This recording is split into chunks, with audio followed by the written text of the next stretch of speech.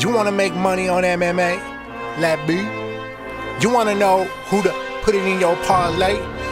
LaTB. You wanna know our DraftKings stay away? LaTB. So, who has the Leslie Smith underdog pick? Who was the Mexican dude and the lesbian chick? Everybody say you mean Lesbo and the Bean. Who's that out there living they dream? Lesbo and the Bean. Who's that still smoking all the green? Lesbo and the Bean. Come on y'all, let me hear you scream. Lesbo and the Bean. You wanna make money on MMA? LaTB. You wanna know who to put in your parlay? LaTB. You wanna know what DraftKings stay awake? LaTB. So who has the Leslie Smith underdog pick? Who is the Mexican dude and the lesbian chick? Everybody say you mean Lesbo and the Bean. Who's that out there living the dream? Lesbo and the Bean. Who's that still smoking all the green? Lesbo and the Bean. Come on y'all, let me hear you scream. Lesbo and the Bean.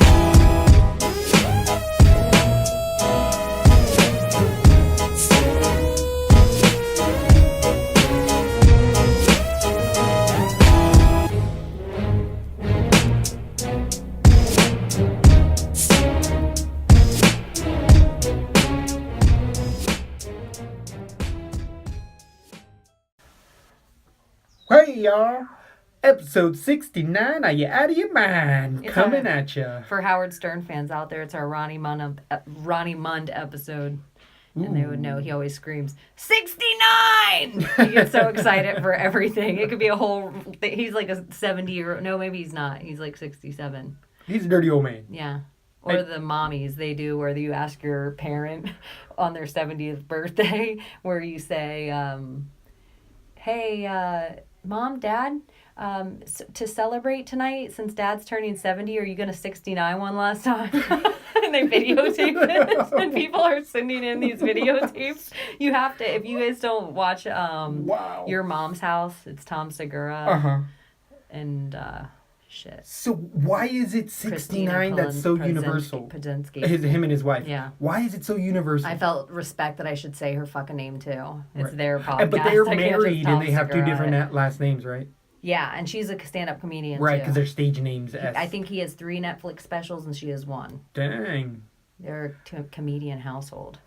Anyways, welcome back to LaTB, Lesbo and the Bean. After the LaTBs, I'm sure you guys have had a little bit of time to cool down and get ready for another fight weekend coming at you. This is starting off a 2-month stretch of fights where we're going to be packed and loaded with fights. We got our work cut out for us, but hey, bring it on.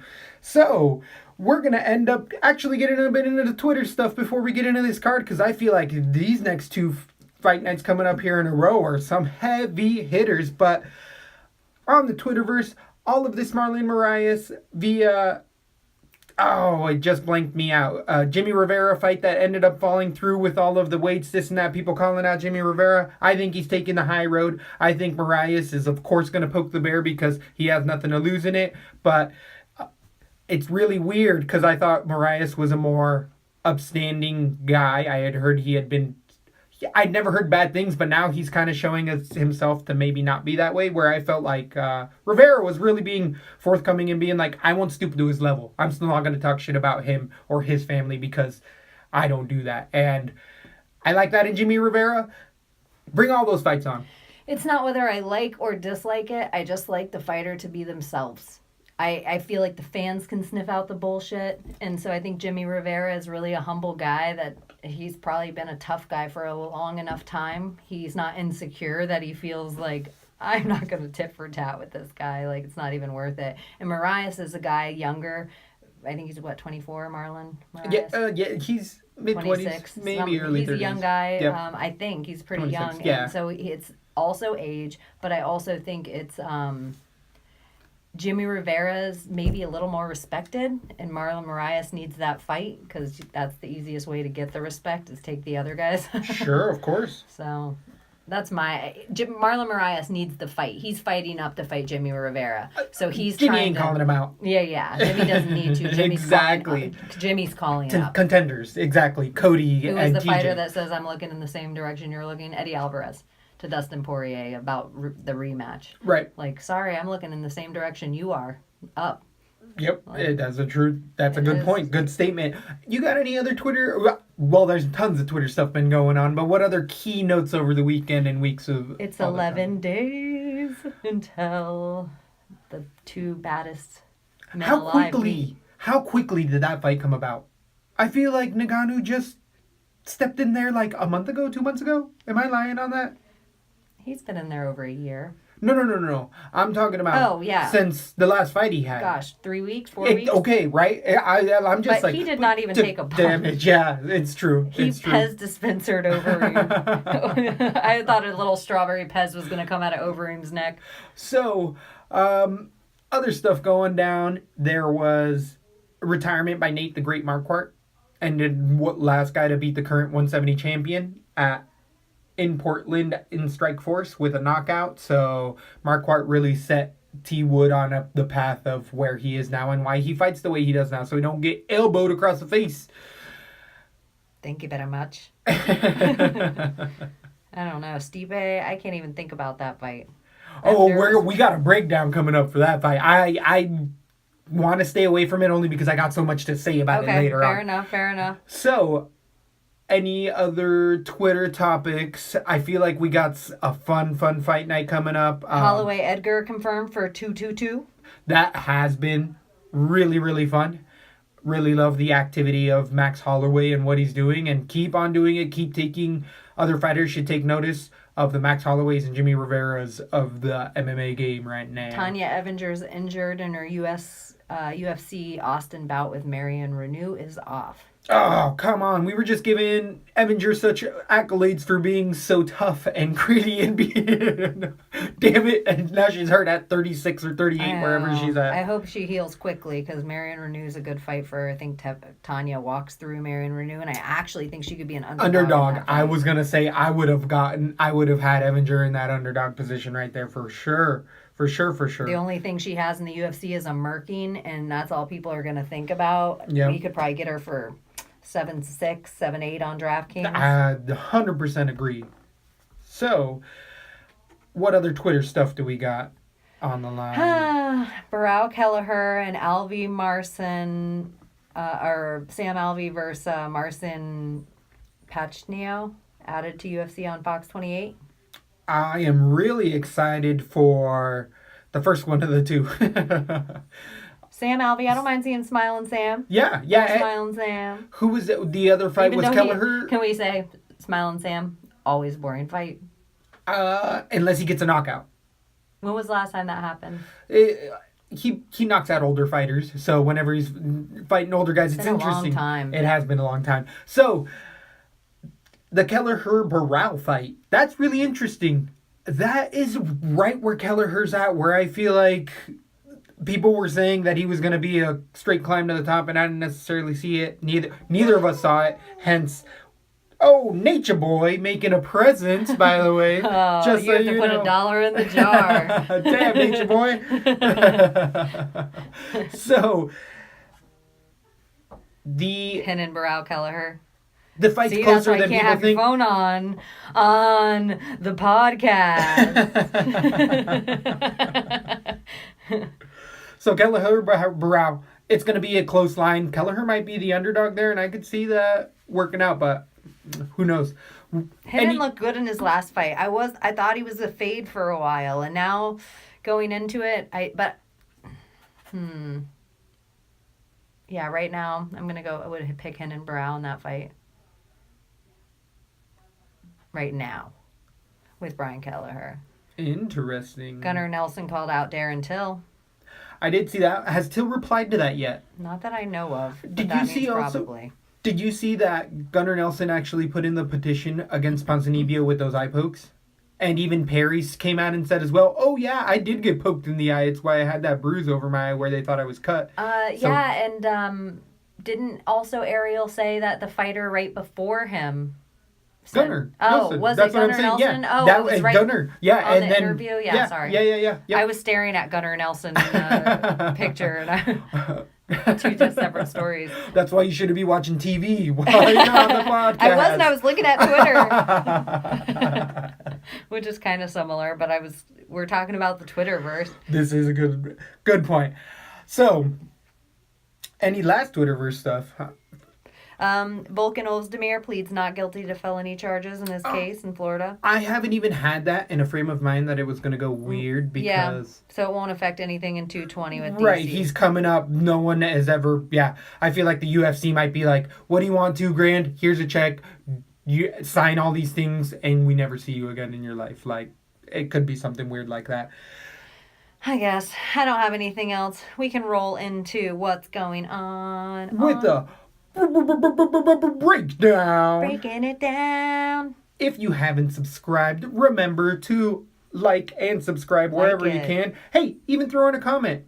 Subscribe it. Right, a little constructive criticism never hurt anybody. Thank you for listening. Love us, hate us.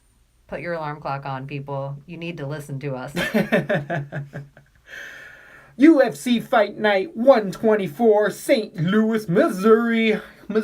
Misery always loves company, and we got a packed house for her. I'm excited for this one. We're going to end up having the main event go 5 rounds with Jeremy Stevens, Do Ho Choi, but we're going to get there. We're going to end up starting from the bottom up with the first fight of the night being Kyu Ho Kang, Mr. Perfect himself, versus Guido Cinetti at bantamweight, 135 pounds. We got the light guys coming in here first. The Korean fighter is 5'9", 3 inches taller, and has a 4-inch reach advantage at 72 inches to Cinetti, Ninja himself. Cinetti's coming off of the Brazilian MMA show. He's had a 7-2 record. The reason that you're not seeing those 3 losses that come up on Tapology is because they consider him exhibition bouts that he lost in the Ultimate Fighter Latin America. He is a Argentinian fighter who I do believe is fighting in California, has been for a little while. I can't remember the specific team out of there, but he's coming off of a win in the UFC. Town MMA. I've never heard of it. No, but I think that's what's posted on Tap, but I do think that he transitioned over to like a legit, I think AKA-esque type of a team. Oh, okay. So his last win in the UFC is Hugo Vienna in a decision 2 years, 5 months ago. So Cinetti at 38, 8 years the elder to Kang, has had a long layoff, and it's been injuries. And at his advanced stage, he was questioning back in the day and talking about, I remember watching that season, like, I'm old, but I'm going to show these guys, well, you're even older now. And Kyu Ho Kang is coming off of a 2-fight winning streak in the UFC. Korean fighter, really has power. He's been off for 3 years against a split decision against Tanaka 3 months ago. So both of these fighters are not debuting. They've been in there, but I think this is a perfect LaTB play where we're going to stay away from it. I'm going to still keep breaking it down, but there's so many uncertainties. I really, off the last fights, what I did watch, I like the explosiveness of Kang, his striking and his wrestling in reverse to keep a fight striking. And Sienna was slow in his punches, was very orthodox, hittable, had somewhat grinding, but really gassed out in the fights. Kang gasses a little bit, not as much, but with both of these layoffs, can't trust either of them. Stay away from it all night. What do you have going down? I got Kang decision, but I don't feel good about either fighter.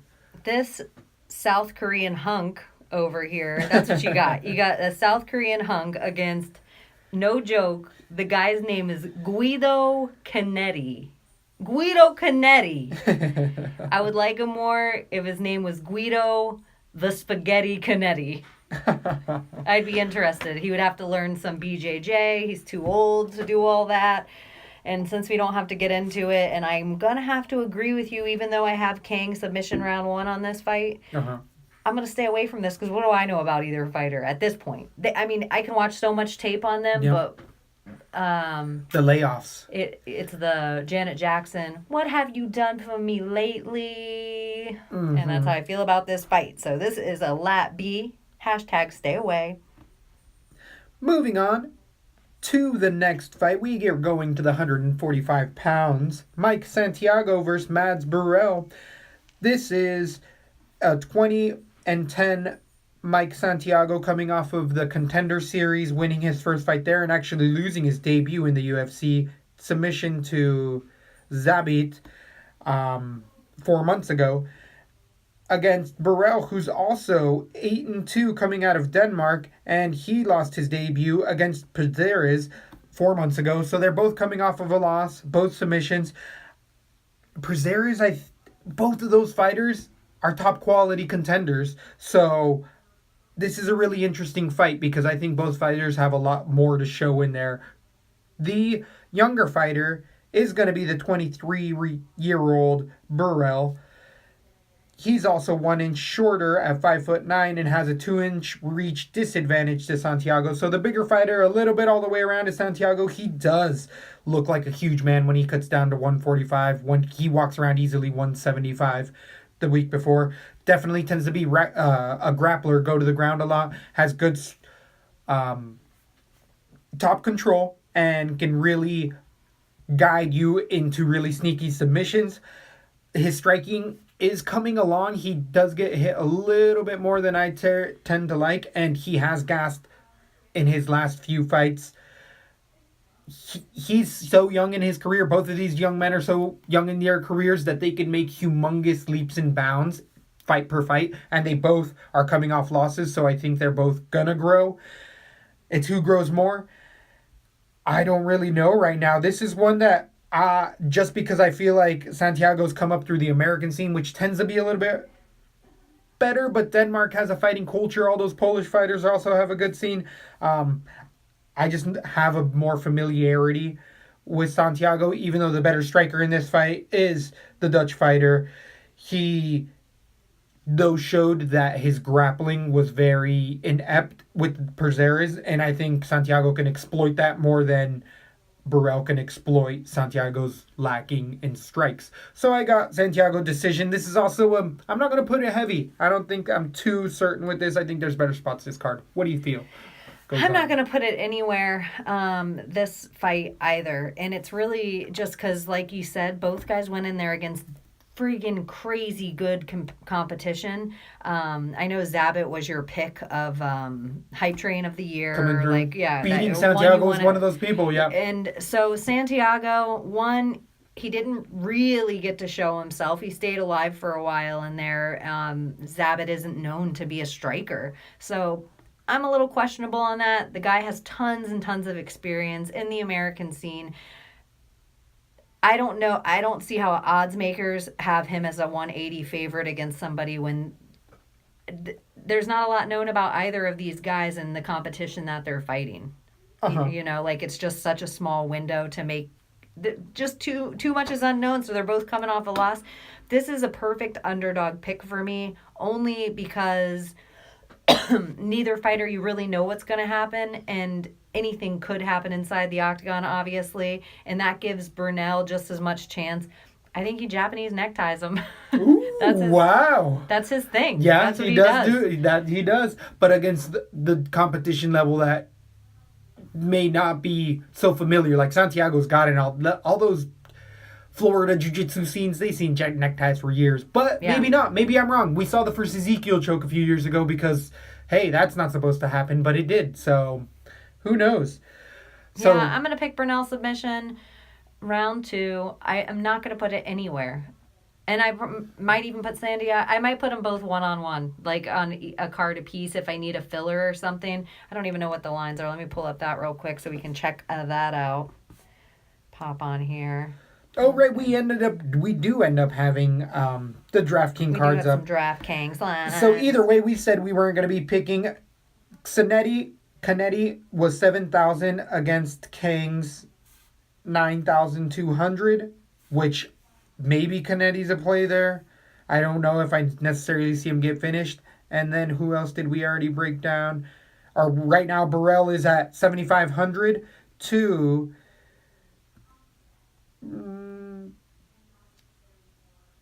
Santiago's 8-7. I gotta say, you gotta stay away from all of those fighters. I agree. There's so much more money to make other places. Just stay away from it. 100%. 100%. So, to the next fight, we're going with the ladies. we got a 115 strawweight bout. I was just specifically asking about this fighter. Where has she been at? Daniel Taylor, where you been at, girl?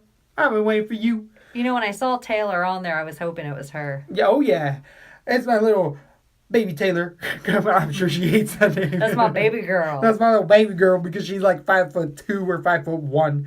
Against JJ Aldridge, the longtime veteran with a 5-2 record, or I guess longtime hype train coming out of the Invicta scene. The younger fighter is going to be Aldridge by 3 years to the 28 of Taylor. The taller fighter by 5 inches at 5'5" is JJ Aldridge with a 7.5 inch reach advantage, 67.5 inch reach for Aldridge.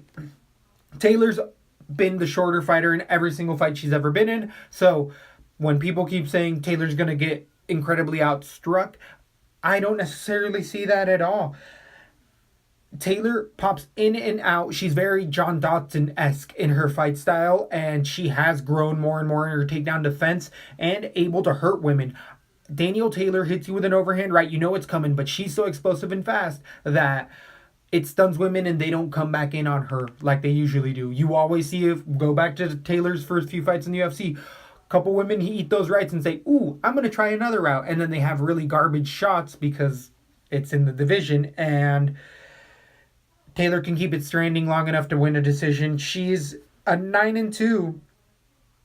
Aldridge is again 5-2. Aldridge is coming off of a win in the UFC against Jiang 6 months ago. Decision. Previous to that, she lost Julia Lima in a decision, and she was also a longtime Invicta lady. We got Taylor in her last fight, winning against Penne, and before that, she also beat Zoe Ham in a split, losing to Morose in a split decision. Taylor gets into these splits because, like I said, she's not going to end up shooting any sorts of takedown at all. She'll just wait for that overhand or land, or wait till all 3 rounds finish. I got Taylor in a decision. This is not a DK play anywhere for me as well. Taylor isn't conducive to getting a lot of points. The DK lines are, we'll figure them out right now, but who do you end up having for this? And I got the near even underdog right now in Taylor. A lot of people got Aldridge's ground game being able to get there and finish her. I don't think Aldridge is 8-3 right now on there on DraftKings versus Taylor's 7-8. To me, there's a play on Taylor here. We do, if you listen to the show, we like Danielle Taylor. The Bean's been on Danielle Taylor longer than anyone. I don't even know if you've ever voted against her. I had Morose on the fight. I might have had. I feel like you didn't on the fight because, and this is the other thing I'll say. I feel like you had Danielle Taylor and I had Morose, but we both feel like Danielle Taylor won that fight. I agree. In the split that she lost, Morose won because I feel like she might have been a hometown favorite. There was a few times Morose's head barely stuck on her head because she got hit so hard and all of a sudden was like, whoa, she was tough. And she deserved to make it a split decision. It wasn't ungranted by either fighter, but I did think that Taylor won that fight. So, in my opinion, Danielle Taylor hasn't lost yet in the UFC, and I don't think she's going to lose now. I think she beats Aldridge. I think her Muay Thai is amazing. Her stand-up's good. I got to think at this level, she's worked on the ground game, and she's going to stuff all the takedown attempts. She's super strong, and she has a very low center of gravity, and I think she's going to stuff all the takedown attempts, and she's going to put up enough knees and do enough leg kicks, calf kicks, that it's actually going to keep Aldridge at bay. I'm not worried about her cardio so much. I think that's gotten better too, and her cardio actually surprised me in her first time in the UFC and has gotten better every I would fight agree since. with that. So I got Dynamite, and I think you put her everywhere. Just because she's so cheap, I think she can make another fighter affordable. That 7-9, it is going to be a win, but again, I'm thinking it's going to probably, even with a win for her, it's going to be in that 40 range. So this is going to be one of those double up tournament plays where you're just trying to get the winners, because if you end up getting like 4 winners or more, you pretty much end up doubling up your money. So if you like to do that kind of thing, I think Taylor would be the play there. On to another lady fight. We're going to Irene, the Mexican Queen, Aldana versus Tatilia Barrando? Both of these fighters have fought in the UFC. The 4-2 fighter, Bernardo, coming out of Brazil, is 5'4" with 68 inches to Aldana's 29-year-old 5'9" with 68.5 inches, half-inch reach advantage for Aldana. Donna coming off of a 7-4 record. Her 2 last losses in the UFC were to Leslie Smith, underdog pick of the year. And that's who we were picking Leslie Smith as an underdog for that we couldn't think of. And then she lost a split decision to Caitlin Chukagian 9 months ago. But there was a lot of hype on Aldana specifically through her Grasso ties and just the little Mexican scene that was coming out of there. But Bernardo, I am remembering, she's an older fighter. Her age isn't on there, but 29. Really? Oh, Bernardo. Bernardo. Yeah, sorry. Yeah, no. Aldana's 29. I think she might be like maybe early 30s or something like that. But either way, Aldana tends to be the taller fighter, tends to keep it striking, really use her kickboxing, Muay Thai with okay striking, not too much power, but here at 135, well, these two specific women aren't the most powerful. Bernardo does have crisp striking, but on the ground, she was very inept. She got KO'd by Marion Renault because Renault just used her grappling to outmaneuver her very easily, and I'm not too high on Renault. And Bernardo has good strikes, but it's one and done, or it's 1-2, and then it stops where Aldana throws 3, 7, and 8 punches. This is interesting because Aldana isn't going to exploit the ground game. I think that Bernardo can be exploited, and that's going to make it an interesting fight. But Aldana is on the cutting block for me potentially right now, and the UFC. We know that people go 3 and done out of the UFC, and maybe in this division, I'm getting ahead of myself. They could probably have 3 fights as long as the fan base is big. But I got Aldana TKO round 3 just because I got the gas tank. I think the competition level has been higher. She's lost to much better competition than Bernardo has. And for that, I'm using some shitty MMA math. I do like the striking advantage, just not the power. The power is the only advantage Bernardo has. Maybe the gas tank, I don't think so. What do you think? I think Aldana can win this fight, and I do think she can TKO Bernardo. And the reason I think so is because the losses to me, all the Chukagian, that was a brawling fight. I was actually impressed by both women in that fight, and she brought it to split. Then she loses to Leslie Smith, who I think is an underrated fighter. We both 100%. Do. And we think she's balls to the wall. And I think we both had Leslie Smith pulling out the decision in that fight, with pure gas tank and drive toward the end. So then she knocks out 2 girls. And then her only other loss, of the last, almost 3 years, is to Tanya Evinger, who you and I both think is a awesome underdog pick. Right. So in my opinion, she's only lost to the best of the mediocre. Right. Unfortunately. And UFC. So it's like me saying I can, beat 100 people off the street in pool, but take me to a pool hall and I'm the bottom 10%. That's how I feel about Aldana. She can probably beat up 100 girls in the room, take her to the UFC. She's the bottom 10%, but that 10% still better than Bernardo. I think she's going to pretty much outskill her in every part of this fight, and I do think she will just finish it by the end by just wearing her out, death by 1,000 cuts, as you say. Right. So it's interesting to me. I don't know if Aldana has a lot of output, and she's super expensive on DraftKings. She's $9,000 on DraftKings. I do think she is almost a guarantee on this, but still not worth $9,000. I agree. That's not worth it. She has to put up over 100 points, and it's not likely. We're saying she's going to win, but it's a TKO/decision because it's a 3rd-round TKO on gas tank, which you can't count on 100%. Bernardo can be on the EPO all of a sudden, and it don't matter for your DK lines. You get fucked. So you got to pick and choose, and this one is definitely a stay away. LaTB play today. You're welcome. On to more ladies. Bring in the ladies. Jessica, the evil whispering eye, versus Calandra Faria. Also coming off of a loss, debuting in the UFC, is Faria at 125.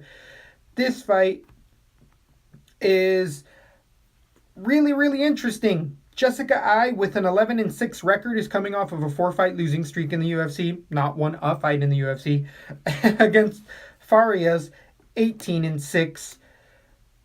With her first one coming a loss to Borella in a submission 3 months ago. Also, good striker, a good Muay Thai practitioner at 31 years old. She's the same age as Jessica Ai, but the taller fighter is Ai with an inch at 5'6" and has a 4-inch reach advantage. Jessica Ai does tend to use her wrestling more than most fighters. Her striking has always been improving, but it doesn't have tons of power.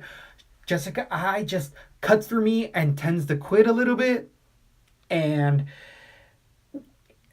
there's multiple situations where I feel like I see it, where I'm saying punch or kick at the camera or the monitor telling the TV like, hey, this is what you need to do, and she just doesn't pull the trigger, and it's because she's gassed and or she's stunned in the lights, but it's happened multiple times over, so she's really unreliable, and I think that's where a lot of that no trust comes in. And Faria hasn't shown me anything that she can put people in those situations. She hasn't done anything other than show me that she can't defend a takedown, and then on the ground she was almost a fish. So unfortunately, I really don't like doing this because I think this is just money to be lost eventually. I am going to end up picking Jessica Ai. I think that the takedowns are going to be there. The striking, Faria will pick her apart, beat her all day. But the gas tank, the experience, and the lack of takedown defense is really what I don't like in this fight. And I just see a decision, if not a submission, round 2 or 3, Jessica Ai. I just can't bring myself to waste my money on my DK. There's other fights I can somehow make money. I know, you're so questioning, is she going to show up or not? And when was the last time she showed up? You do look at her record and you're like, okay, this dirty split with Betch, tough fight. Sarah McMahon. With Betch go here, girl. I know. Betch go here. I know. But it was a tough fight for Jessica Ai. Yeah. Then she goes in against Sarah McMahon, and I will say about that fight, that was the absolute best Sarah McMahon. Now, was it the best looking Sarah McMahon because she was in there against Jessica Ai is the question, because we never saw that Sarah McMahon since. Agree. Another one. So then 3 months ago, she loses to Juliana Pena. We never saw that Juliana Pena again either. So, was she ever that? The only loss that 2 years, 5 months ago that you're like, okay, she lost to Misha. But before Misha did what? Hoodwinked Holly home in the 4th round and got the belt, and then got murked by Amanda Nunes, and then murked by Raquel Pennington. So, this girl can punch. Jessica Ai can take a punch. Here's what Jessica Ai's got going for her. The only thing, you already said it, wrestling. Yep. She has that 101. Jessica's wrestling is pretty much, I would guess, at the time, there was a time that she was in runs with Misha Tate for being that good-ass wrestler in the UFC. Now, imagine if we ever got to see Misha Tate just cut up at 125. Imagine how much she was walking around as a bigger woman forever. Jessica Ai was walking around as a heavier woman forever. Now Jessica's walking around 10 pounds in a lighter weight class. I'm guessing no matter how hard this girl punches, it's 10 pounds less than Jessica Ai's already taken. So I'm going to go Jessica Ai decision, but I also agree with you. I think she can be heavy on this girl and wear her out by the end of round 2, beginning of round 3, and submit her. So I might put Jessica Ai in places. What are the DraftKings lines? 8-1. This is down the middle, and I feel like we're kind of saying the same thing. Yeah, I think we have to put Jessica Ai on our DraftKings card. I don't know. Not at 8-1. Not 8-1? 8-1 to 8-1. That's so cheap to me.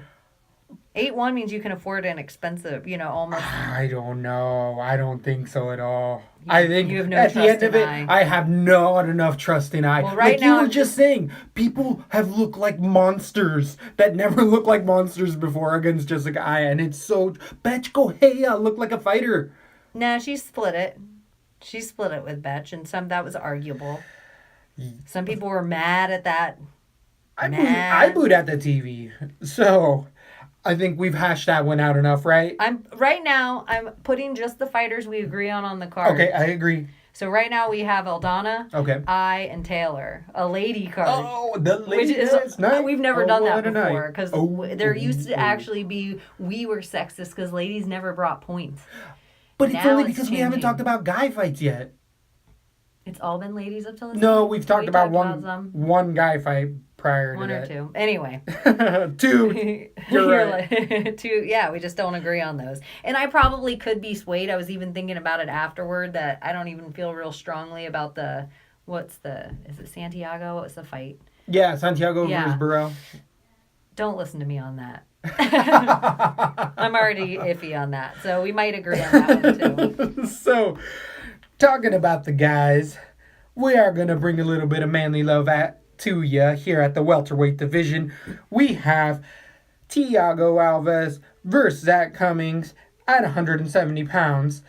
The longtime former title contender, 22-11 fighter, senior MMA citizen by all rights. I mean, Thiago Alves has been around since Matt Hughes. He was one of Matt Hughes' arch nemesis for a long time. Muay Thai based fighter against Zach Cummings, who's 21-5, coming off of a 2-fight winning streak out of the local Missouri boy. The younger fighter, Zach Cummings, at 33 years old, is also going to be the 6-foot fighter coming in. What is that? 3 inches taller, and he's going to have a 5-inch reach advantage over Alves. Alves has always been fighting taller fighters, so that's nothing new to him. He comes in there with a lot of leg kicks. He really has rejuvenated his career as of late. His last win in the UFC was actually to Patrick Cote, and he had a 2-fight losing streak prior to that, but he also beat Jordan Mean with a comeback body kick KO. Thiago Alves is always dangerous, and you can never count him out of a fight. He knows how to stay in there and get beat up and just make it to decision. Zach Cummings, though, is a move forward, wrestling-centric fighter. Really likes to go towards the takedowns. Alves is always been credited with having some of the best takedown defense in the game, and it is true, but even though he's only 34 years old, he's had a very long fight career, and he's had multiple surgeries, brain surgeries, all sorts of hand surgeries and stuff, and it's just, he's slowed down in his career. He's come back a few times from some heavy duty stuff, and it's just shown. Zach Cummings hasn't had that as much, even though he is a long-time wrestler as well. The pace, I just feel like Alves gasses after the first round. He never, at his peak, he did have the gas tank for it, but that peak was TRT exemption days. That's where the peak for Alves. His body has changed a lot as well, and he's brought it over, but he's been more of a punching bag even in his wins as of late. And just moving forward, Alves is the epitome of a placeholder. He's not going to be a contender. He's not moving forward in that way. People have so much footage on him, and he hasn't changed his game enough. They know that the guillotine is what he goes for on the ground, but you don't really have to worry once he's on his back, and that's what Zach Cummings does to you. Puts you right on the back, ground and pounds you, uses that grind. It is going to be interesting for the first round, and then after that, I think Cummings runs away with it. I have Cummings submission round 3. I could see it moving to a decision as well. I don't know what the DK lines are, but who do you have in this fight? Zach Cummings is 8-8 right now. Okay. And Alves is 7-4. I actually am just going to move over right now. Zach Cummings at 8-8. Okay. And here's why. I think Thiago is beat, and I do agree with your analogy of placeholder. I think Zach Cummings is actually a guy that is a gatekeeper, and I mean, he's like one of the guys that will hold in that top 10 through to 20, get into the 15. To get into the top 10, top 15. Yeah. So Zach Cummings, to me, is far low ranked here in this fight. So if Thiago Alves is really in the 44th place, I think Zach Cummings is a tough guy. I agree with you. I think he's going to get hurt in the first round a little bit, and he's going to make us nervous. And then he's going to come through in round 2. It's whether or not Alves has the strength to hold off the submission. And I think Zach Cummings with the height is just going to get some kind of crazy. He's just pretty much going to lean down and take it in round 2 at some point. So I have Zach Cummings submission round 2.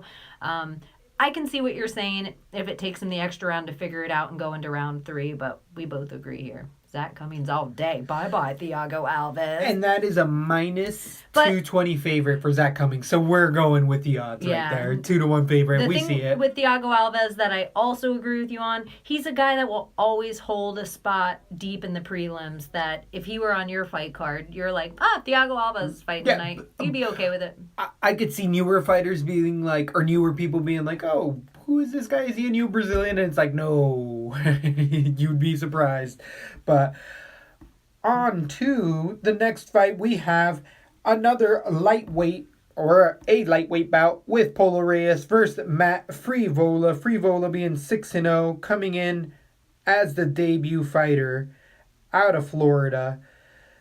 Tampa, the 27-year-old is younger by to the 33-year-old Polo Reyes. Polo Reyes being 7-4, coming out of one of the Fight of the Year contenders a few years ago. His last loss being to James Vick. He's definitely somebody who loves the bang and has tons of power and heart in there and just shows the Mexican fighting style. The 5'11" fighter is 2 inches taller than his 27-year-old counterpart, Frevola. Frevola is definitely able to get the fight to a decision. He's been in there in RFC and been able to guillotine RFC fighters. He's fought in Titan as well and won a decision against Mafario. So the experience, even though he's coming off of a loss, Reyes obviously, a lot of people are picking Frevola, I'm seeing on tap, and it's that ground game. If he gets people to the ground, it's where he really tends to shine.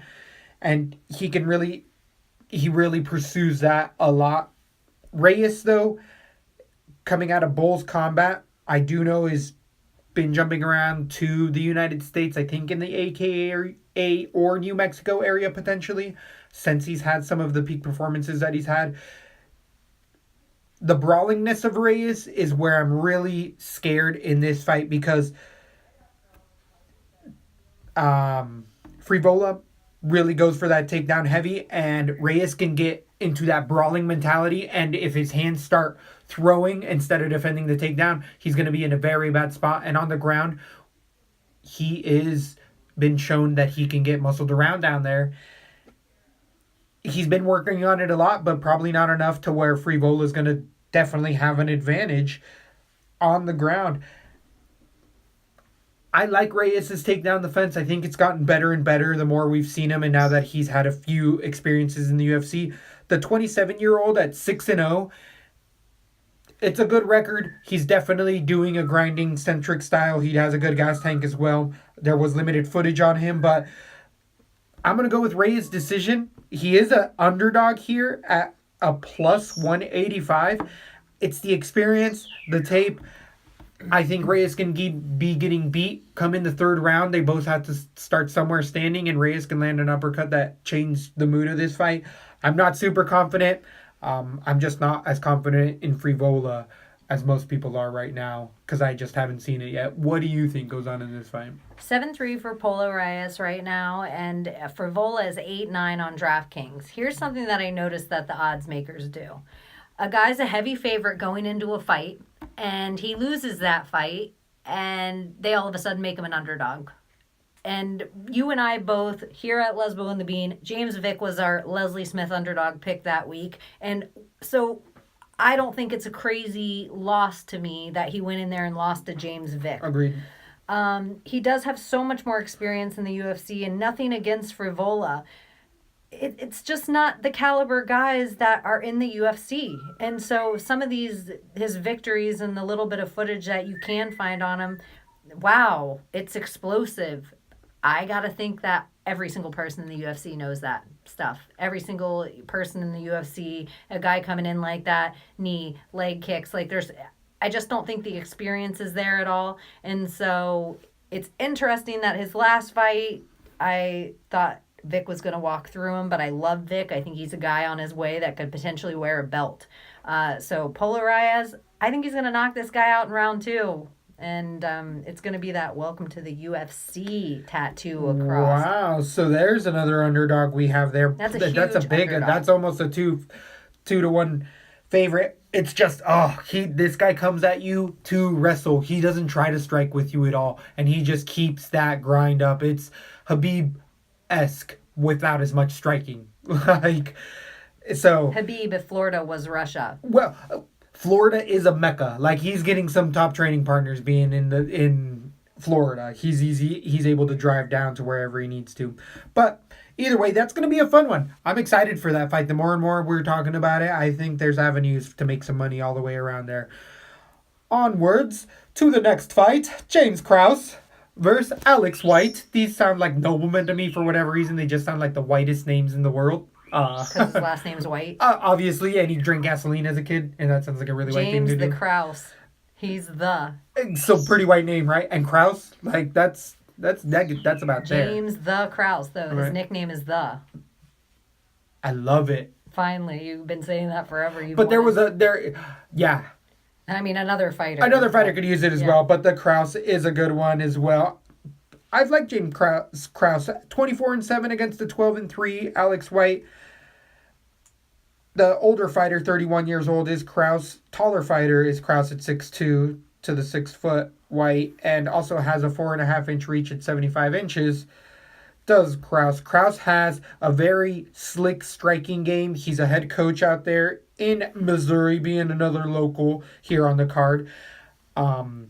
Elusive striker, really has great head movement. He actually went on the show to try to redeem himself even with the UFC contract just because he wanted to compete. Didn't win the show, lost it to Jesse Taylor, but just showed the competitor he is. He does it. I think he also has custody of his younger sister and just got married and had a kid and like has had a crazy, crazy life, but an outstanding young man and is definitely in for a really, really tough fight because with the elusiveness of Krause and the ground game, leaps and bounds is super sneaky. I've really made money on Krause picking him in a lot of fights. I was surprised in his Jesse Taylor loss. I still had Krause in that. I thought he would be able to control, but it showed that Krause can get bullied with very, very, very top heavy pressure. And Alex White isn't traditionally a wrestler. He's more of a kickboxer, Muay Thai guy who's really grown on me as of late. I thought he was going to fall out in his first few fights in the UFC. He's also the Spartan. He has coming off of a win to Mitch Clark TKO 3 months ago, but he has a loss prior to that to Tony Martin. Previous to that, he beat Lobov in a decision and has a loss against also Collard and Martins. Alex White, again, early in his career, has been speckled. Those wins he has, Mitch Clark isn't the best fighter. Mitch Clark just has that random upset over Ali Akinta. But White has moved up in weight and filled that weight on really, really muscularly. And he really muscled around Mitch Clark like a lot of other guys haven't. And I think that what that Taylor fight can be a precursor to is to where Alex White can put Krause, and it's just in that top half guard with a constant punch.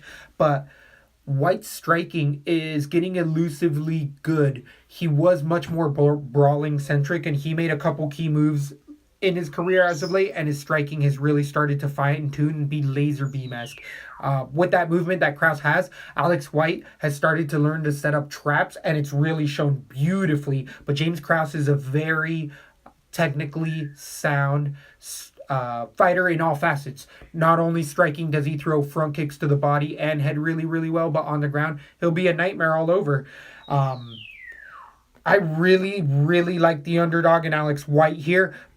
But I am thinking that the fight IQ barely and the veteranship is going to take over for Krause a little bit. But on the ground, I mean, this is a coin flip of a fight for me. And at a minus 150 favorite for Krause, I could maybe put a little money on Alex White because I think that this is a 115 fight. This is going to be closer than people think. The only reason I don't think it at all is pretty much it's a catch weight at 155 for a 145-pound fighter and a 170-pound fighter. So I'm going to pick the 170-pound fighter every day, which is James Krause. It's not because he has slightly better hands, maybe. other than that, I see him equal everywhere. Just like you, how you see it as an even fight. I see it as an even fight everywhere. I just like the size of him going in. So every advantage that I see, I had Alex White when I first started looking at it. Me too. But when I just don't think he's going to be able to muscle around him. I think he's going to get tired out. I just think it's going to be a far bigger guy come the octagon. All that being said, that weight cut, that's what we have to watch here. We have to really pay attention on how sunken James Krause's eyes are. If we think at all that this is rough, switch your pick to Alex White, in my opinion. But right now, stay with Krause decision, and I even could see a KO. Ooh, and you're not saying that all that sunken in face just because of his photo on tap, right? Because he's got some cheekbones going on in that photo. Well, I was thinking that was his cheekbones at 170, and that's how awful he looked at weighing in at 170. Imagine now cutting off another 15 pounds off already that face. That might be a crazy tough weight cut. And for a guy that's desperate to make a name for himself in the UFC, he might be like, yeah, I hit 170. That was a good weight cut this time. Yeah, I'll take it to 155. What's that going to be like? Yeah, it might not work. He's done it before. He did the show at 170 because of how close the fights had to be together. But it's a fun fight. That's stylistically a really, really fun fight of the night. They really could be fight of the night. If the next two guys on the prelim card that are closing it out. And I also, one more thing about that fight, Krause versus Alex White, that should be the Battle of Missouri belt. How we keep talking about they need to make all sorts of different belts that aren't just championship belts. Both hometown guys out of Missouri? You both going to be out of misery fighting each other? What's the world coming to? So, the next one is a good one. This card has some sneaky fun fights with Michael Johnson coming in off of a loss versus Darren the Damage Elkins. The Menace is 17-12 against the Damage is 23-5. Elkins coming in on a 6-5 winning streak, maybe 7-5 winning streak, coming off of 2 upsets, 1 huge upset coming back with upset of the year against Bektek in my eyes. But the older fighter is the Damage at 33 years old. Also, these both men are the same height at 5'10". 3-inch reach advantage goes to Johnson at 74 inches. The Menace likes to keep it standing, striking. On the ground, he can get up somewhat against those elite grapplers and wrestlers. He likes bad tattoos? He does. Oh, you said he likes striking. I heard that wrong. But he's definitely coming off of a 2-fight losing streak, only winning to Dustin Poirier a year ago. Coming off of 2-fight losses before that. The Menace is barely holding on. He's an exciting fighter, but dare I say he has a little bit of quit in him? Dare I say sometimes he's just like, oh, okay, I'm not winning this fight. And he can put a lot of people down. He hurts a lot of people. He was in a contender for Fight of the Year against Gaethje 6 months ago, where he took a lot of damage 6 months ago. We like to give fighters about 6 to 9 months, especially when they're in brutal fights. We like to give them a lot more. Prior to that, he was in a Habib destruction via submission a year before that. So Michael Johnson has had a nasty monkey on his back. He's really trying to make a comeback, and he could be overlooking or maybe not because of what Elkins has done prior to. But we've seen the Menace get out-wrestled, and I think that a wrestler can adapt like Elkins can adapt the specific styles that have already worked against the Menace, and he can get this fight to where he wants. But it's not going to be an easy road, and being known as the Damage and getting one of the worst tattoos in your life tattooed across your chest is not good, because Darren Elkins' face has changed over the years, and you can see photos of him from then to now compared to just because of the damage he's known to take in the gyms as much as it is in any fight. He always has that move forward wrestling spirit of get you to the ground, and once they get you there, you're mine. Has a very heavy top ground game that is the exact kryptonite of Michael Johnson. The hard thing for the Menace to do is get it there. Johnson does have fairly good takedown defense, but we do see that gas tank tends to fade a little bit more in Johnson of the two fighters. This is almost split even fight, but I'm thinking the damage is going to get a dirty split, and he's going to take a lot of damage. I'm waiting to fade the damage here soon. I think the Menace is, though, just... I don't know if we're going to see the next gear. We've seen what gears he does have, and he only has maybe 2 gears, and that's about it. And Elkins might have that 3rd or 4th. So, how do you feel this one? I got Elkins' decision in the underdog. Might be a play. Elkins at 7-6 versus Johnson at 8-6. Picking on the damages tattoo made me have a choking fit. It was like instant karma. I actually think the damage is gonna get damaged in this fight. He has not fought a fighter with quicker hands. It's questionable whether he beat Dennis Bermudez or not. That was his hometown fight to me, if I remember correctly. Yep. And that's why he won, in my opinion. Michael Johnson was in a brawl with the Terminator his last fight, and I'm glad it was 6 months ago. It's the only reason I can go with him comfortably. I do not think Elkins has the power like Gaethje, and the number one thing Elkins doesn't have like Gaethje is them leg kicks. Right. The damage that he took in his legs. I don't think Johnson... His legs hurt him more than him getting knocked out. It was just how much more damage could he take he should get the damage tattooed on his leg. That's funny. I like his takedown defense, and any iffy feeling that I had about picking Johnson going into this fight, you actually alleviated for me by reminding me of how good his takedown defense is and how those wiry little legs seem to just keep him up. He sprawls really nicely and spreads out. Against elite takedown guys, he can't do it. And they tend to also have a really throwing friendly style with Khabib where they can lift him at his hips, where Elkins is not. He's take you down by your hips, and you're going right into the Menace's hips, which... He's strong. That's his strongest point. And with Khabib, for a little bit, Michael Johnson, he fought off that takedown. And so I just don't think the damage is going to have... He might have a little better cardio, but just a little better. I think this fight is more 50-50, like our Tapology says, than the odds should be on DraftKings. I actually have Michael Johnson on this. I think so many hands are going to be thrown in this fight. This is potentially the fight. This is going to battle the last fight we just talked about for fight of the night. It's going to be amazing. I actually think we're going to get to see the best Michael Johnson, and Darren Elkins will just sit there and keep getting beat up. Both guys are going to be punching bags. It's going to be a bloody octagon. I'm going to have Michael Johnson finishing off Darren Elkins in round 2. Woo! On to the main event. And I will be playing Michael Johnson.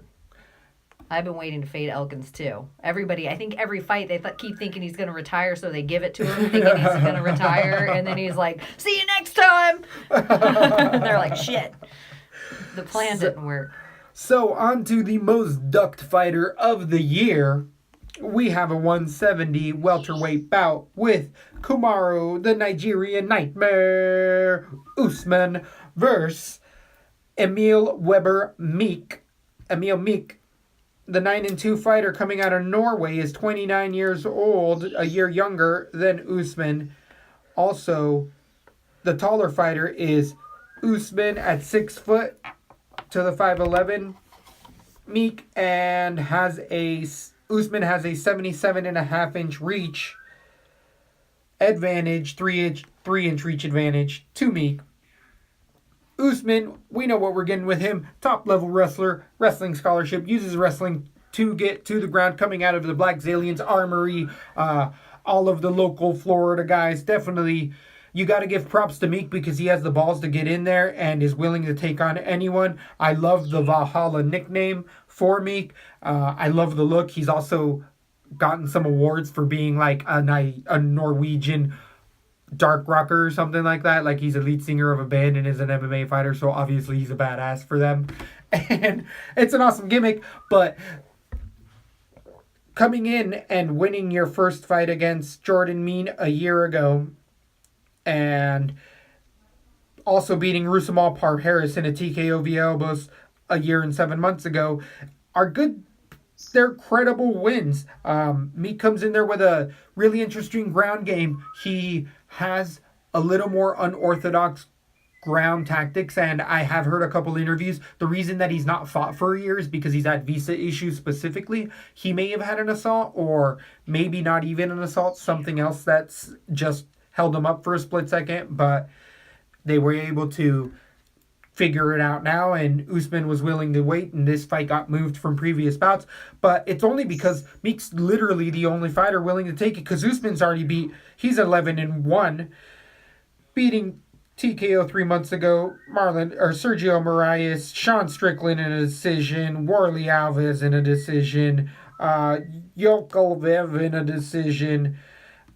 These Leon Edwards decision, other fights, the win streak the 10-fight win streak Usman's on is unreal. And these decisions aren't one-sided like split decisions. These are dominant, get on top of you, land punches.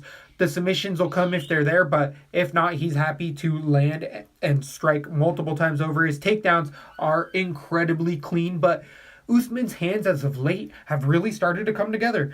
We have him here at LaTB as our number one person we are starting to back. We had to move on for Jorge, unfortunately, but Kamaru Usman has all of the check boxes. This shouldn't be new to the game.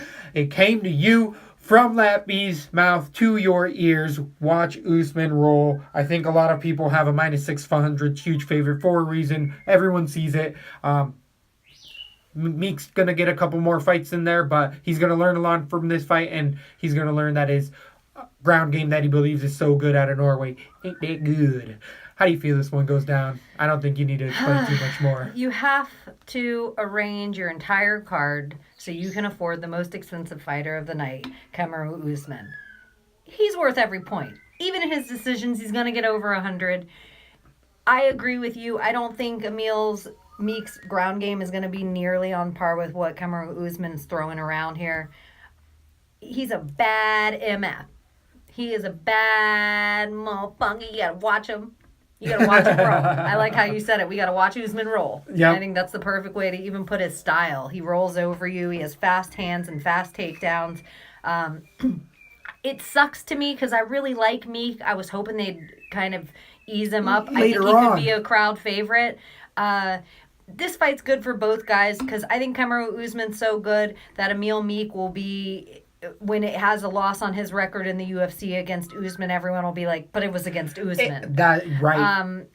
Also, that being said, Kamaru Usman, I have two questions, and if one of them could be answered for me, it might just help me pick the round. I know he's going to win. It's whether or not he wants the KO or decision. So the question is, does he play it safe just to get another win?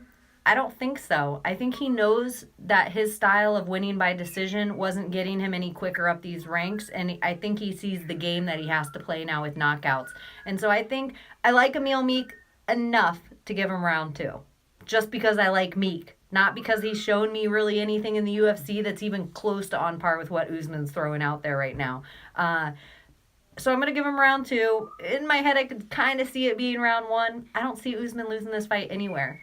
I actually think Kamaru Usman is better every part of the game than Emil Meek. And how old's Emil? Emil doesn't have enough time to ever be a world beater. I think he's a fun personality, and he'll probably sit right there. Yeah. Thiago Alves. I don't even know their weight. It's like they're around the same level. Caliber yeah, guy. Exactly. So Kamaru Usman, I look forward to you beating this guy, and I hope the UFC allows you, even though he's low ranked, to grab another rung and move up these ranks and fight some names. I love Kamaru Usman. Put him everywhere. Do what you can to afford him, even if that means playing Jessica I. Just saying. Just saying. You know how I feel about Jessica I, but she looks badass at 125. She looks like a whole different robot.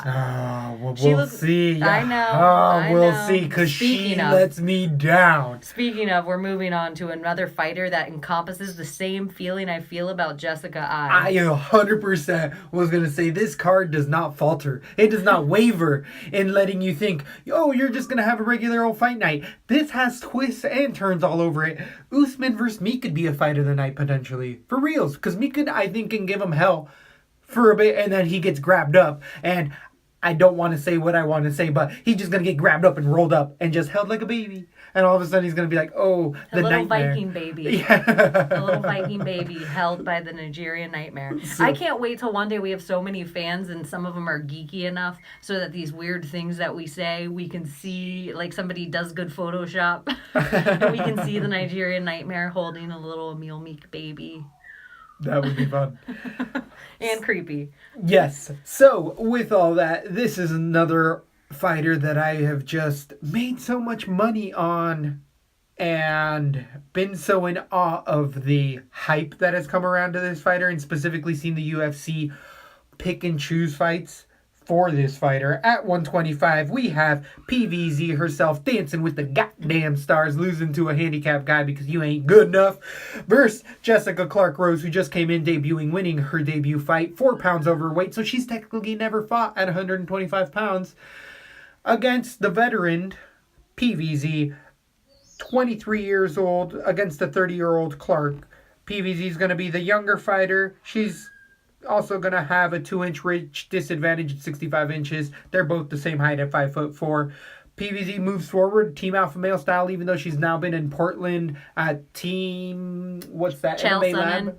Chael Sonnen and the MMA Lab. She's been all up in those scenes. So I know she's spending time up in there, and there's ever-growing pool out of that lab and Science Lab, whatever's coming up out of there.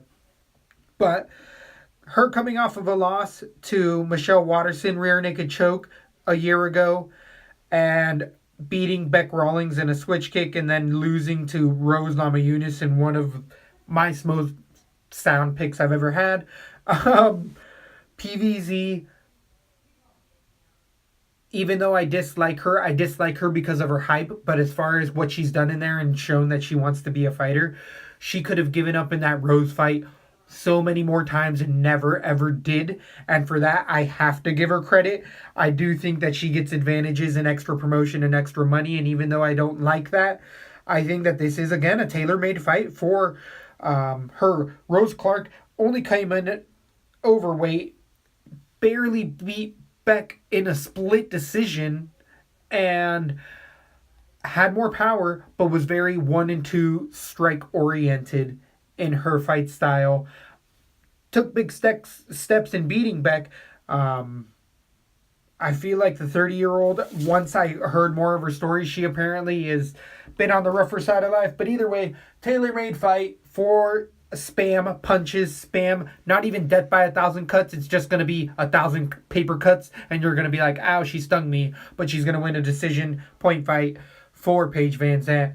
I don't need to get too much more into it. The striking, the takedowns aren't there. The striking is for both of them, but one doesn't strike, one spams. Ugh. One of them beat Beck Rawlings. One of them lost to Beck Rawlings. One knocked out? No, they both beat Beck. They both beat her. One by split decision, one by knockout. Oh, okay. Paige knocked her out with that switch kick. Yeah. TKO, that's where she's hyped up again. Like, oh, you knocked out Beck Rawlings, bitch, in a fight you were losing. I will say, Michelle Watterson could catch anyone in what she caught. Michelle Watterson isn't even known for really good karate hottie. Choke you up! She wasn't even thinking. She karate chopped your ass. She wasn't even thinking, like, Paige was not even, I guarantee you, because Alpha Male goes in with their Alpha Male, and I think that was her last fight at Alpha Male. I think so, too. They go in, you got to be wrestling heavy, blah, blah, blah, blah, blah, blah, blah, blah. She's not even worried about the Karate Hottie's ground game. And maybe she should have been, because Karate Hottie's been at Jackson Wink, boning up. So that loss to me was weird. It's like kind of like her Beck Rawlings win, where it's like first kick, boom, fight's over. It's like that Conor McGregor one punch Aldo thing where there wasn't enough fight to happen to know if it would, not that there's such thing as luck. They train so hard to get there, but it's like, gee. Like, I don't know. There's not enough to judge. The same with Jessica Rose Clark, though. Even though she has fought, there's not enough there to beat Paige Van Zandt at 23 that's smart enough to change camps and keep growing her game. Paige Van Zandt always looked like kind of a tiny girl, like 115 was her weight class. I never even thought about cuts being hard for her and her potentially being weaker at that. So now I'm interested in, I'm interested. Is she going to be that much stronger? She has a pretty well-rounded game, and that well-rounded game is a little better than Jessica Rose Clark everywhere. I think so too.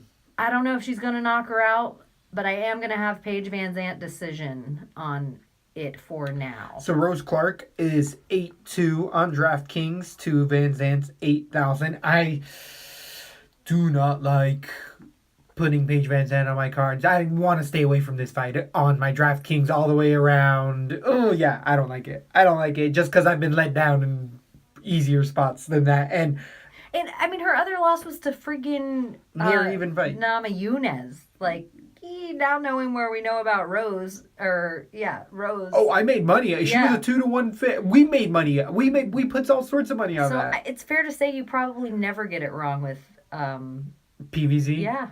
Yeah, I feel like I got her dialed in. A decision. Then. But it's spam. It is going to be those spam where she's going to throw 150 kicks. And because she does that Roomba style where she's just like, oh shit. She has something to prove, and she was training for Jessica Ai, who I think is a better fighter than this girl that she was. I would agree with that. That's why I'm thinking that they're feeding her. I agree. This.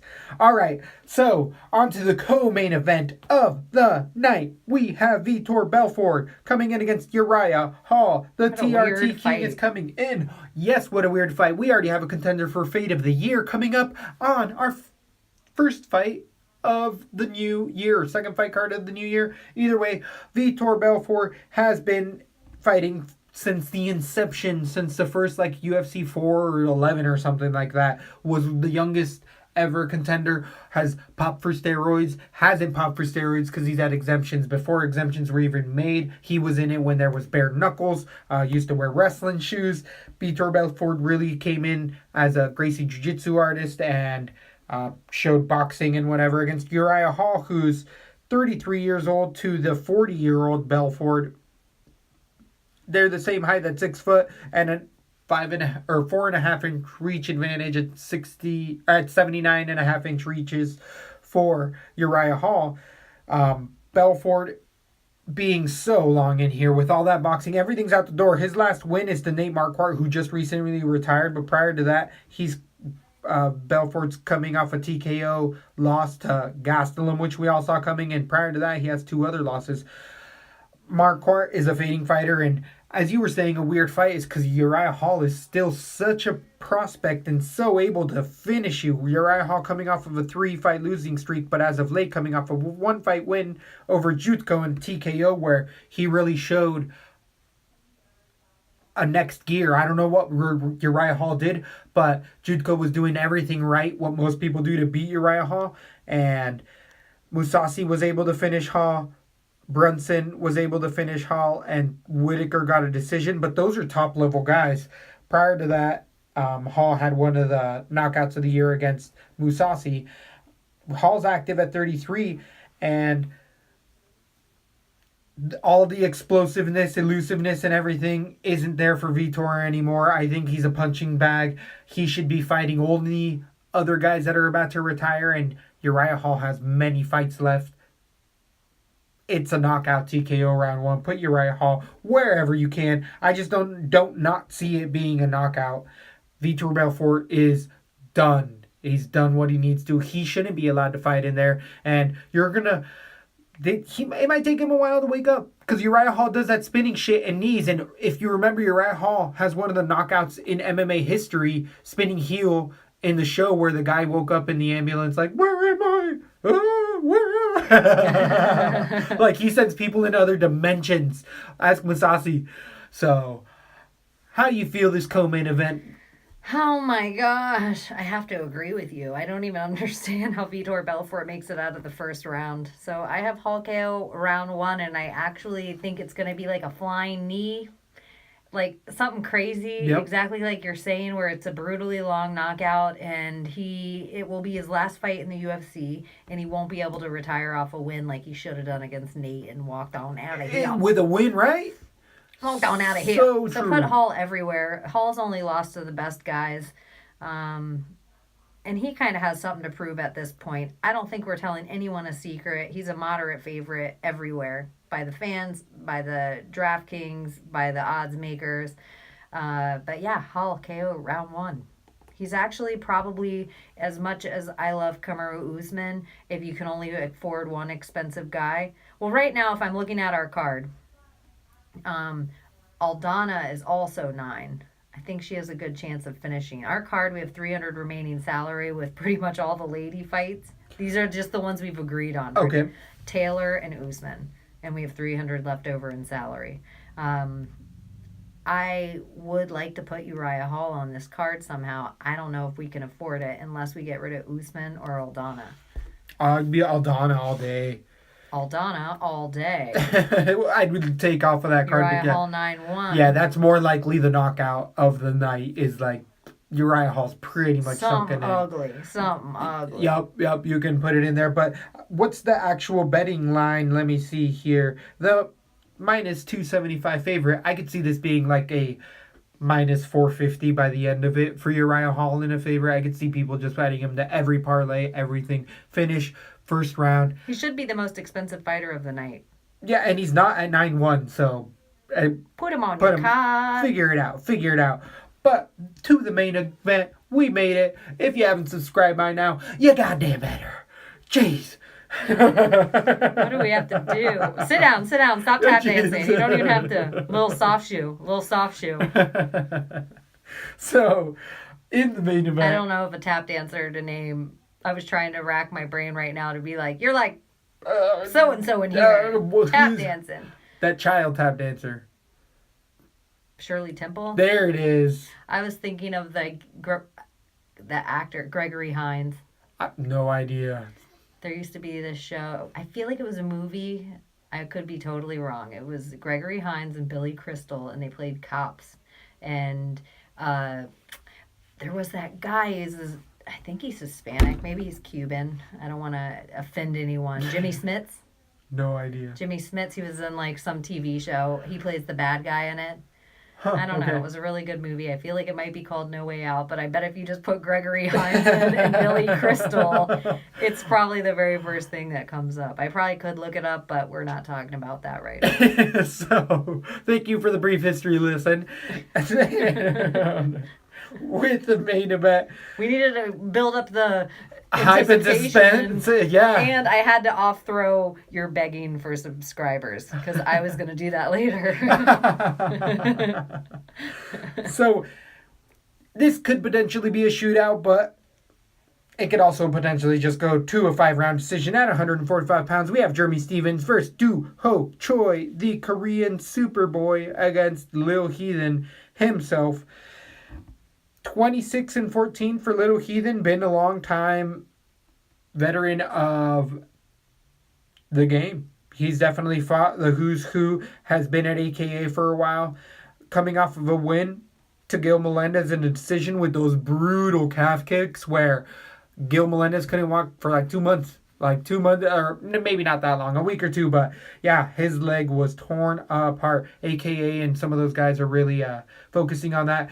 Stephens has really changed his game since he's gone over to that gym and really taken the cardio to the next level. The power really hasn't transferred over, and a lot of people know him as a knockout artist, and that really hasn't been his style as of late. What? He's the hardest hitter in the 145-pound division. Oh, yeah. Who? Who the fuck? Who? So, Choi, coming off of potential fight of the year over a year ago, took a year to rest. Been in Korea. I really love that he took a whole year. He was in a brutal 5-rounder. It was amazing that it was a decision in general. The underdog is trying to get out right now, and we'll see. Choi is dynamic in his strikes. That he does that. What is that? Taekwondo style, is that coming out of Korea? Yeah, a very Taekwondo-centric style. Lots of jumps, kicks, good uppercuts. Leaves his head straight up, but is really fast in his entries and exits and can be elusive in there. Cub Swanson was hitting him with shots and it was sticking his feet to the ground. And I love in the breakdown how they were writing like, did you see, Choi, when you were getting hit in the head, your legs were sticking to the ground. That's why he was able to kick you so much. It wasn't because he weren't checking kicks. It was because he hit you in the head. And hopefully in that year, they've, as a camp, learned, like, this is what Cub Swanson did to you. This is what you don't need to happen again. Because Little Heathen... Swanson a little better Jeremy Stevens? That's what I was good. That's what I was You were just about to say that? Exactly. Little Heathen can mimic exactly what Cub Swanson did in that fight to a T, and actually have a little more stank on the punches. And he has a little bit more power, even though it hasn't showed up as much. But even with all that, Stevens' takedowns, he goes for them a little bit more in fights and uses a lot more of that cage than Cub.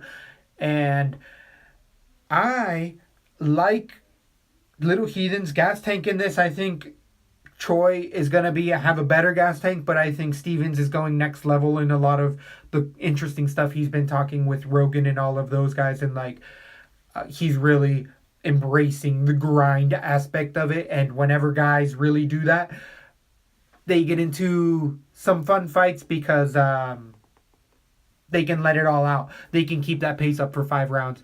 And I have Little Heathen in a decision. I think he's the underdog.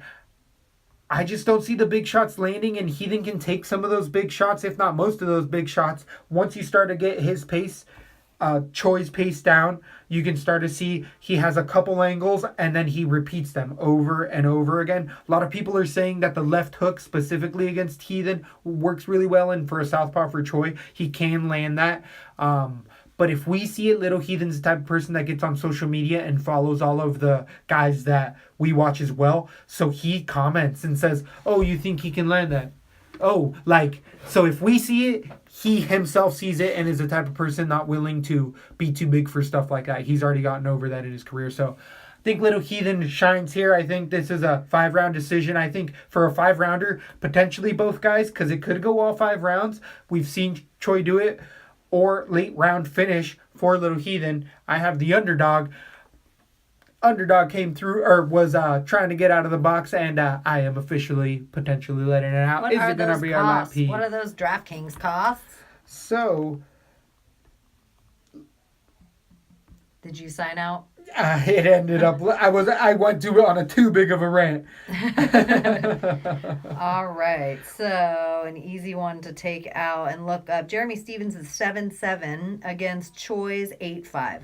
Now, I have a theory on this fight and why the odds makers like it so much is because Doo-Ho Choi is on the tip of everybody's lips because every single person was talking about him being in the fight of the year. And there was a really boring UFC lull for half of the year before we had really exciting fights again. So it gave this chance for this newcomer. Not that he doesn't deserve the hype, but he doesn't deserve this much hype. Agreed.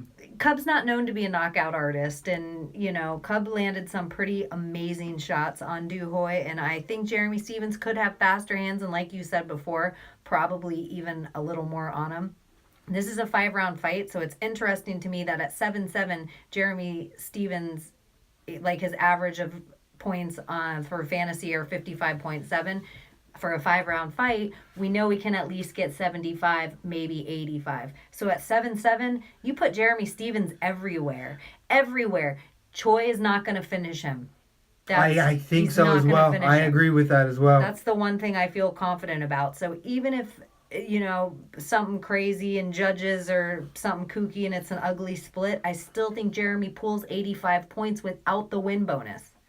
So I think you put Jeremy Stevens everywhere, and I like him too as the underdog. I think they're moving the Superboy up a little too quick here, and it makes me nervous. And I know it shouldn't be. Before the fight with Cub and him, I thought Cub was going to retire. And then they put on this fight of the year. So not to take anything away from Doo-Ho Choi, but Cub isn't the caliber of Jeremy Stevens to me. Jeremy Stevens is a guy still right in there and still battling it out for that top 7, top 5 spot. Doo-Ho Choi, this is a lot to ask. He wants to win this fight and wants the UFC to allow him to fight for the title after this because he has to join the South Korean military and he has to do his service there. About to ask you about that. How do you feel about all of this? You can't look past Little Heathen. You cannot look past Little Heathen to the champion already. You're looking at Max Aldo, so you're looking right through who? Jeremy Stevens. No, I don't like that. I don't, especially a young guy like Du Hoy. I think Stevens has too many plans in there, and those leg kicks are going to chop That's what I'm thinking. power down in the first round. I think they're going to be to the point of us watching leg kicks that we're grimacing during the fight. Like, oh! I think little Heathen check realized what he did to Melendez and is going to be like, oh, I can do this in every fight. I have to also say, Little Heathen beating Gilbert Melendez is not impressive. So as far as I'm concerned, Little Heathen's on a 4-fight lose streak because I lost that last fight. It was awesome. I'm like glad to see his game plan. I hope he's a little. I'm interested in Little Heathen versus Cub. I don't know. I'm sure that's happened before, but I don't know if it has or not. I think it did a while ago. No, maybe it hasn't. Anyways, yeah, I think you put the Little Heathen everywhere. We got to build that DraftKings card for the people that have hung in there the whole time. So what does our DraftKings card look like by the end of the night? I moved off Paige Van Zant because you weren't feeling great about spending money on Paige. Right. And I moved on Little Heathen. So right now we have $500 extra, and our card looks like this. Jessica I at 8-1, Uriah Hall at 9-1, Polo Reyes at 7-3, Jeremy Stevens at 7-7, Daniel Taylor at 7-9, Kamaru Usman at 9-4. We have $500 more to spend. Who do we take off? Who do you not feel great about? Jessica, right fucking away. Right away with Right away. So we can afford, you think Elkins, because I'm like, now we can afford Michael Johnson. I could see Johnson only because if there's a finish in the fight, it's probably Johnson. We can put Johnson, PVZ. Choi, he is in a 5-rounder. He's in a 5-rounder. And he throws punches. He does have a good gas tank. Okay gas tank. He could get more points than Michael Johnson. James Krause, Aldrich Clark, Ferrara, Paige Van Zant. You want Paige? I can see Paige. I could see Paige spamming a lot of that. The UFC loves Paige Van Zant. I also like. No, Krause and White is too close of a fight to call. I'd usually go with Krause in a lot of spots, but and then that gives us $600 extra. I like Daniel Taylor keeping her on the card. I like Kamaru Usman. I like Uriah Hall. I like Polo Reyes. Boom. I like Jeremy Stevens. But that's a questionable fight if we want to take Jeremy Stevens off. Let's see. No, I like Stevens on there. If we take him off, we afford Ulrich. I like Stevens better than that. I want to keep Daniel Taylor on. Can we? Let's see. So really the question is just Michael Johnson or PVC. Oh, do we both agree on PVZ? Yeah. Well, then that's the one. It has to be the one we both agree on. $600 extra on our card. Let's see who we can get but for this is the trap. This is the trap that we fall into. We feel like we have to spend everything when we don't. White. You Elkins, can leave 1,000. Burnell, Alves, Polo Reyes, Bernardo, Belfort, Canetti. Mm-hmm. That's who we can afford. You like out of all those Polo Reyes the most? I agree. Yeah. All right. So. That's the Lesbo and the Bean card, everyone. So do we have a underdog of the night? I feel like we got a couple underdogs. And the wager gauger. We have a few contenders for the wager gauger as well. Is Jeremy Stevens? I think he has to be our underdog. Or Polo Reyes. One of them. I think I like Stevens more for that. I like Stevens just because he shouldn't be a guy that's an underdog too often. He's always in brutal fights. But agreed. So Stevens in that, and then the wager gauger. Underdog pick. The wager gauger goes to Reyes at 7-3. Yeah, I think the best pick for the money, even if he loses, it's not going to be. Elkin's going to be the wager gauger for me too. Oh, I don't like that. Gosh, I almost think the wager gauger's PVZ. If she gets finished at 8,000, she's still going to lay out points. She likes to throw a ton of punches, reversals, takedowns. I think she can get a comfortable 50 for 8, which is good. Damn, I don't know. For 8, I don't think she can, because she has to get close to 100, and I don't think she can get This close has never to been 100. done. Do you think our Leslie Smith pick is also our wager gauger? Do you put Jeremy Stevens everywhere? Because he really, 5-round fight, Jeremy Stevens isn't going to get finished for 7-7. That's the most points for your dollar. I think you may be right, and you are witnessing in the new year New changes to LaTB, ever changing, always evolving, never staying the same, bringing the best premium content to the best listeners out there. The best. The best. Yeah, so make sure for everything Lesbo and the Bean, go to lesboandthebean.com, at Lesbo and the Bean on Twitter, Lesbo and the Bean everywhere. Hit that bell, like, and subscribe. Lesbo